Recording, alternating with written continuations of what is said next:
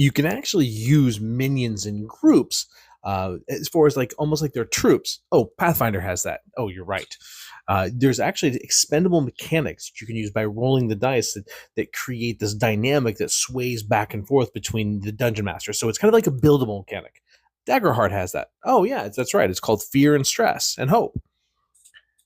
There's 1,000 different things that are out there. And when someone's creating a Dungeons and Dragons comments, we use stuff in all games that are designed and developed in other systems.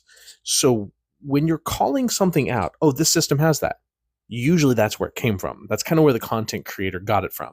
So add to the conversation. Just don't say, oh, Pathfinder does that. What does that matter to the conversation? Add to it. In TTRPGs, we can play the systems we want to play for whatever reason we want, and we don't have to disparage other systems. I do this content regularly because for some reason, the TTRPG community thinks that if you're playing a system and you like something for something else and you bring it in, then you're just playing the wrong game. That really should stop. If you think that, you're in the wrong. We can take whatever game we want, we can change it however we want, and we can say whatever we want about it, and it's not wrong. You don't have to like it. You don't have to be one that says, well, I will just play Daggerheart or Pathfinder 2 or GURPS or whatever the system is. You're more than welcome to do that. But you don't get the right to disparage other people from playing games. You can say, I like GURPS because it already includes that mechanic.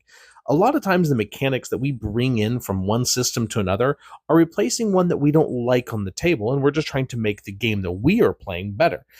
Dungeons and Dragons does this the most because it is the easiest system that has support for enhancement. Because Dungeons and Dragons was built on a community developing the game together, meaning there are tons of homebrewed stuff, it's become commonplace. Old school Dungeons and Dragons players have gotten used to homebrewing and editing the rules and adjusting them and creating different ways of playing. And so it's become very second nature for that group of players because that's how the game was designed. The OGL, the original gaming license that had this, allowed for homebrew content to modify it.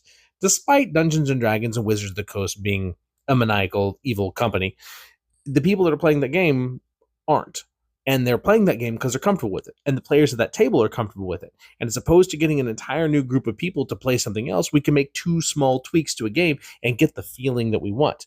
Now, there comes a point where you should try other systems. Me, I am playing primarily Daggerheart. I have, for the most part, completely stopped playing Dungeons & Dragons, even though I make D&D content. I am playing exclusively Daggerheart, and I am having a blast with it. So just keep that in mind. If you want to add to the conversation, do that.